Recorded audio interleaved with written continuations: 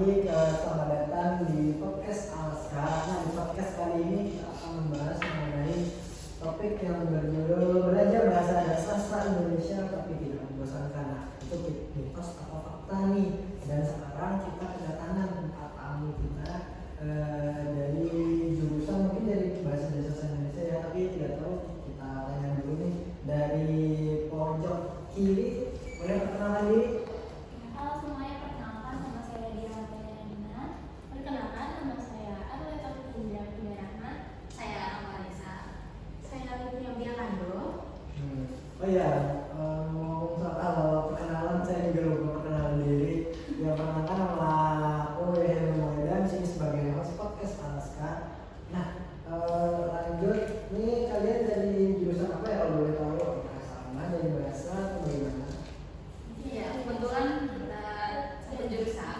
Jurusan Di pendidikan bahasa dan sastra Indonesia. Oh, pendidikan, oke. Bahasa Indonesia. Di keguruan kita di rumah. Ini satu kampus sama kan? Sama. Sama juga ya. Iya. Nah, ngomong soal pendidikan dan pengajaran nih tentang bahasa dan sastra Indonesia, kalian kenapa sih kok bisa minat dengan jurusan pendidikan keguruan bahasa dan sastra Indonesia nih? Ada apa? Karena kalian orang Indonesia nih kan, kalau bisa tertarik dengan jurusan bahasa Indonesia dan juga sastra, boleh dari apa silakan? Kalau dari aku ya, aku memilih jurusan ini. Sebenarnya jurusan ini tuh jadi pilihan kedua saat aku mendaftar kuliah. Dan kebetulan juga aku tuh tidak mengetahui bahwa jurusan ini tuh basicnya ke pendidik, gitu, masuk ke keguruan. Oh Iya, aku itu maksudnya kalau jurusan ini tuh murni bahasa dan sastra, kayak gitu, masuk ke Fakultas Humaniora. Oh iya. Ya, salah aku sendiri sih, kurang research gitu. Nah, di saat itu beberapa hari sebelum pengumuman, teman aku tuh nanya, kira-kira kita ini masuk ke pilihan keberapa ya, kayak gitu. Aku tuh bilang tadi nih, kayaknya aku nggak mungkin deh di pilihan pertama, karena aku ambilnya di FK kayak gitu. Sangat kemungkinan masuknya tuh tipis ya. Karena banyak juga saingan dan lain-lain kayak gitu. Jadi aku ngomong ke dia kalau mungkin aku keterimanya di bahasa dan sastra kayak gitu. Jadi dia bilang, oh kamu mau jadi guru ya? Kata dia gitu. Enggak, kata aku ini bahasa dan sastra. Aku jadi penulis atau apa gitu. Kan. Terus dia bilang gini, bukannya itu pendidikan ya, keguruan, kata dia. Loh, emang iya, kata aku. Aku itu dari situ baru tahu kalau ternyata jurusan yang aku pilih itu dasarnya itu di pendidik kayak gitu, masuk ke keguruan. Jadi dari itu aku mikir, loh iya ya, berarti aku ini jadi guru gitu. Sebenarnya dari awal pun aku itu tidak ada kepikiran untuk jadi seorang guru, jadi seorang pendidik gitu. Karena milih bahasa dan sastra ini pun karena murni aku suka sastranya gitu. Aku tertarik ke sastra Indonesianya, aku suka baca, suka nulis, sering ikut lomba juga pas masih sekolah gitu. Jadi milihnya ini gitu. Dan juga Tapi setelah memilih nih kalau keguruan nih, apa ada ketertarikan menjadi guru atau bagaimana? dibilang ketertarikan untuk jadi guru sebenarnya ada. Mungkin karena ini sudah sedikit belajar gitu ya. Oh, jadi ternyata jadi seorang guru itu seperti ini ya. Aku tuh mulai kepikiran kayaknya tidak ada masalah gitu untuk mencoba, ya kan? Coba jadi seorang guru terus dan juga kan sudah masuk ke sini. Kayaknya sayang kan gitu kalau ilmu pendidik atau keguruan itu tidak dipakai gitu di masa depan gitu. Jadi ya udah gitu. Terima aja Gitu. Karena aku juga suka sastranya sih, tidak ada masalah kayak gitu. Mungkin masalahnya karena di awal tadi kan aku tidak tahu kalau itu pendidikan ya sebagai guru ya. Yang boleh dari Leta silakan bagaimana? Kalau dari aku mengapa tertarik mengambil jurusan bahasa dan sastra Indonesia itu tentunya karena minat aku lebih ke sastranya juga sih. Aku seperti ngomong tadi ya, karena dari kecil tuh aku memang memiliki minat di bacaan-bacaan buku, novel, gitu kan yang genrenya fiksi. Dari kecil tuh contoh bacaan aku seperti Kecil-Kecil Punya Karya,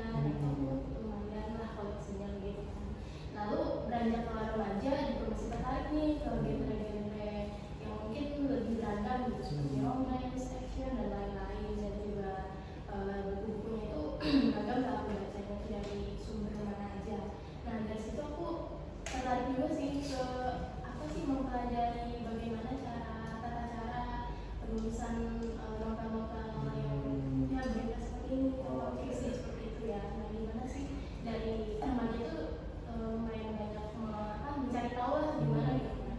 Wah, terus pas setelah SMA ya udah nih kan pada saat milih jurusan mau lanjut kuliah apa enggak gitu kan. Ya terus kalau lanjut kuliah nih mau ngambil jurusan apa, mungkin aku lebih ke mengutamakan apa ya yang minat aku aja sih untuk lanjut, karena biar aku menjalankannya itu juga nggak terbebani gitu kan. Terus aku pikiran kok ya karena minat aku di situ, jadi aku fokuskan di situ aja, ke sastra Indonesia ini aja. Mungkin lebih kalau ke pendidikan atau bahasanya itu belum terlalu tahu gitu gimana belajarnya, lebih ke sastranya aja sih. Nah, berarti tadi lebih suka baca soal sastra gitu ya.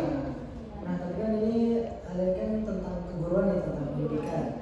Nah Aleta apakah sudah ada minat soal baca-baca tentang isu-isu pendidikan, buku pendidikan seperti itu? Tentunya tertarik Pak.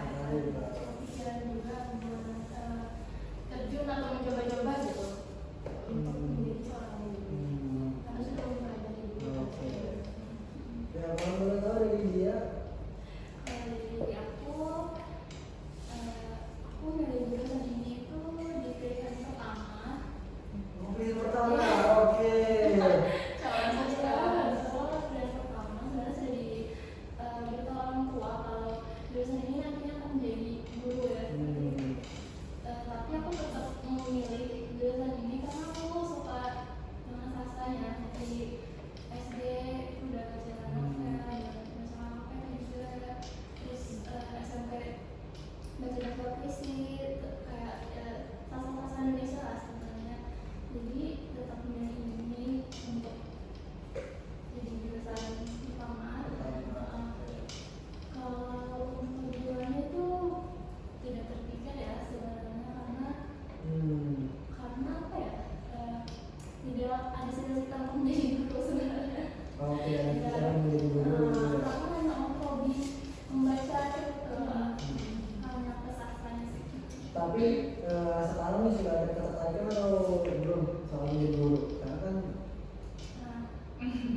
Sedikit tertarik, tapi tergantung nanti saat AM atau AM itu terjun langsung ke apa ya? Kita itu kayak KKN tapi Itu sebagai guru gitu ya?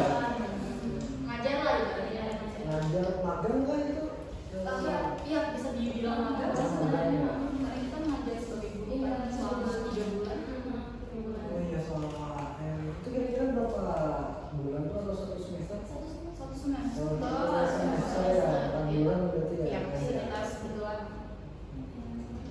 ujian di sekolah. Jadi mungkin di situ tertarik kayak gitu kan. Iya, tertarik dari AM ya. Tempat mendorong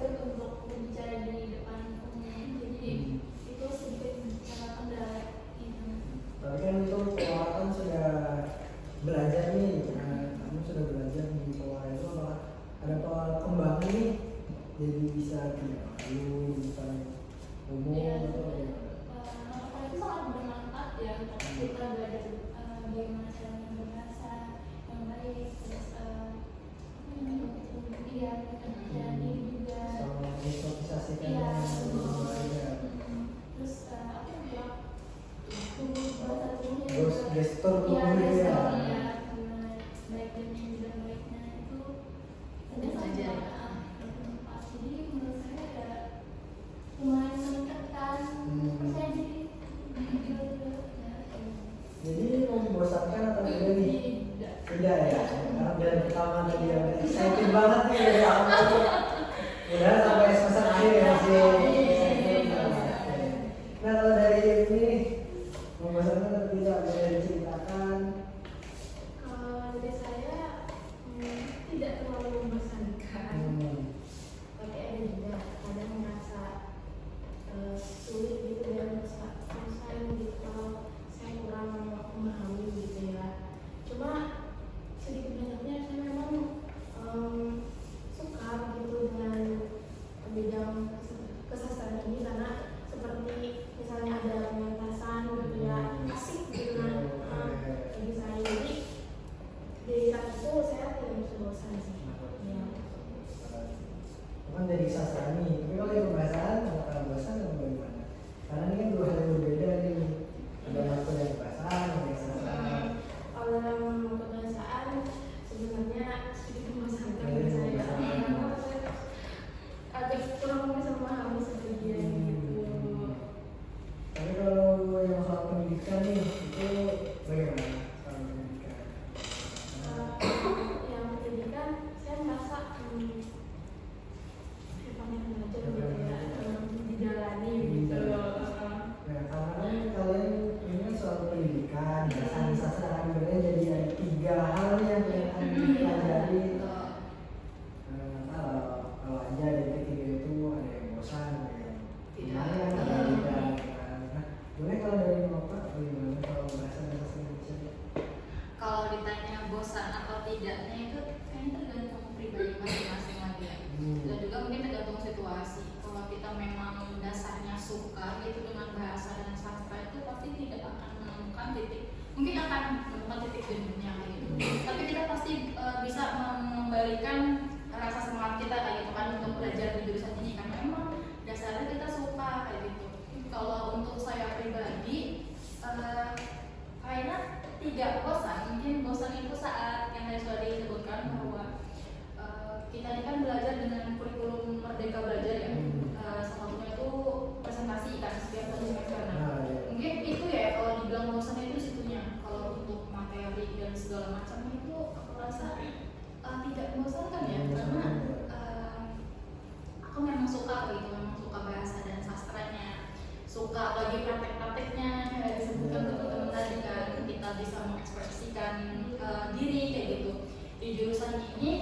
Mungkin betul yang dibilang Leta berbeda gitu dengan jurusan-jurusan yang lain, udah ada teknisnya ya kan, udah ada peraturan kayak gitu, bukan peraturan sih lebih ke pakem mereka tuh udah ada kayak gitu. Sedangkan kita di sini boleh berekspresi kayak gitu, boleh mengekspresikan perasaan kita kayak gimana, misalnya lewat puisi, lewat tulis cerpen, lewat pementasan drama, banyak sekali. Kalau ditanya bosan apa enggaknya, aku enggak sih, aku enjoy aja selama 2 tahun setengah ini sampai jadi udah mahasiswa semester tua ya. Udah tua ya. Aku ya enjoy aja sih. Nah, tadi kan tuh ngomong soal Merdeka Belajar nih ya. Memang benar yang aku dengar nih soal presentasi itu memang membosankan ya dari jurusan-jurusan lain aku dengar dan juga dari luar jurusan juga aku dengar. Nah, dari kalian nih karena terkait dengan bahasa Indonesia yang dimana bahasa juga biasanya membosankan mendengarkan, menyimak, bicara kan. Nah, di sini kalian bagaimana sih pandangan kalian terkait soal pembelajaran yang menggunakan presentasi nih dari semester 1 kan kalian presentasi sampai semester 5 nih itu terus kan. Nah, pandangan kalian soal presentasi itu bagaimana? Mungkin dari dia apakah relevan atau lebih banyak kelemahan daripada kelebihan? Menurut saya itu presentasi itu kan di kelompok ya. Jadi lumayan banyak anggotanya itu kadang ada yang tidak berkontribusi.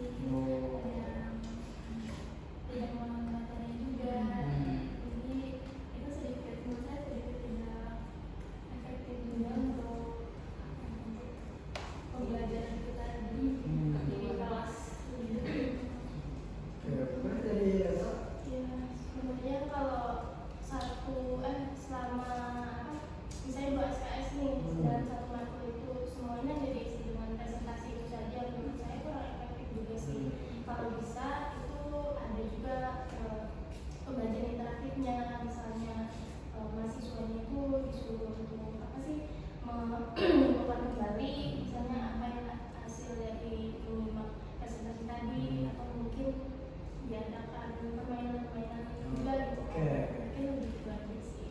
Kalau dari Bapak? Kalau dari saya terkait yang presentasi tadi itu pasti ada plus minusnya ya. Kalau kita bicara minusnya sih kayak disebutkan teman-teman tadi, mungkin pembelajaran langsung itu kita bakal merasa bosan ya kan, karena hanya mendengar teman-teman yang berbicara di depan tanpa kita tahu maksudnya apa gitu. Nah kalau plusnya, kelebihannya gitu lagi untuk kita mahasiswa bahasa itu tuh bisa melatih kita berbicara di depan umum. Kan kita di situ dalam presentasi itu udah mencakup menyimaknya, ya kan? Terus berbicaranya, yang dimana itu ada kompetensi dasar yang harus dimiliki oleh seorang pendidik bahasa, kayak gitu, ya kan? Nah kalau untuk minusnya kayaknya, ya tadi lah disebutkan teman-teman. Iya, kelompok minusnya kelompok itu sih mungkin ada mikirnya misalnya sekelompok sama teman yang lebih aktif kayak oh dia aja yang ngerjain aku nggak usah banyak aja. Kita banyak pasti mahasiswa yang berpikir seperti itu, padahal harusnya pikiran kayak gitu tuh harus dibuang ya kan. Kita di sini kuliah itu gak gratis loh ya kan. Kayaknya sangat disayangkan kalau kita membuang-buang waktu hanya untuk ibaratnya kalau kita nggak belajar itu buang-buang duit ya sih, ya kan. Jadi lebih baik pikiran itu dibuang aja lah. Oke, kalau dari ini Kalau saya seperti semuanya sudah disebutkan oleh teman-teman rekan ya, begitu sama juga. Menurut saya minusnya itu memang tadi kurang efektif ya belajarnya, karena ya ada misalnya dalam kelompok tuh ada yang dulu sih, mungkin juga kadang kita tuh bisa memperhatikan ya saat anak-anak presentasi di depan gitu. Itu sih minusnya. Kalau untuk nilai plusnya itu pastinya saat kita presentasi itu membuat kita belajar untuk bagaimana cara kita berbicara di depan umum gitu dengan teman-teman kita, supaya kita lancar dalam berbicara gitu saya. seperti itu ya. Nah, ini udah dengar soal presentasi ini ada manfaatnya. Nah, katanya manfaat itu bisa dibawa kelas itu menjadi aktif di mana presentasi di materi dan juga penyimpanan dari kalian sendiri nih terkait presentasi soal bahasa dan sastra Indonesia, apakah benar kelas itu menjadi aktif atau bagaimana? Sepengalaman pribadi aku ya, Ya. mungkin 7 dari enggak deh, 5 dari 10 orang, mungkin setengah kelas itu enggak ada yang mau bertanya. Ya kan? Yang bertanya tuh kan ya itu aja, entah faktor apa ya jelas teman-teman yang lain jadi tidak mau bertanya, mungkin takut kali ya kalau salah bicara atau apa kayak itu, atau tidak tahu apa yang mau ditanyakan, kayak itu saking bingungnya mungkin tidak paham dengan materi yang disampaikan, kita juga bingung kita mau bertanya apa. Kalau Ya soal kan? takut galak atau bagaimana tuh materinya? Bukan galak sih, lebih ke Jijik. enggak, bukan kayak gitu, mungkin mikirnya takut salah bicara. Mungkin kayak takut penyampaian itu salah atau tidak berpaham gitu kan. Kan yang tadi dari sebagian mungkin dari kita tuh masih kayak takut gitu loh bicara depan umum. Jadi untuk mengutarakan pertanyaan pun takut kayak gitu. Kayak gitu loh. Kalau dari dia, apakah benar? Iya benar. Ya kan? Iya. Kalau dikatakan apa benar, tidak semuanya bertanya. Jadi itu tergantung masing-masing juga sih, kayak apa ya, ingin bertanya atau tidaknya itu tergantung orangnya juga. Tapi itu berhubungan juga nggak sih sama materinya? Misalkan materinya main bosan atau itu terpengaruh kan pada itu bosan yang bertanya dia yang bertanya apa gitu. Tidak asik lah. Iya, situasinya. seharusnya mungkin tidak ada yang disebutkan pembelajaran aktifnya ya kan? Dia hanya membaca materinya, baca kita bisa. Kayak baca gini, Baca baca nih ya. gitu aja Kayak kan gini, dibacanya. doang, ya. Kayak jadi Oke, bersetuju. kita yang sebagai pengamat, ya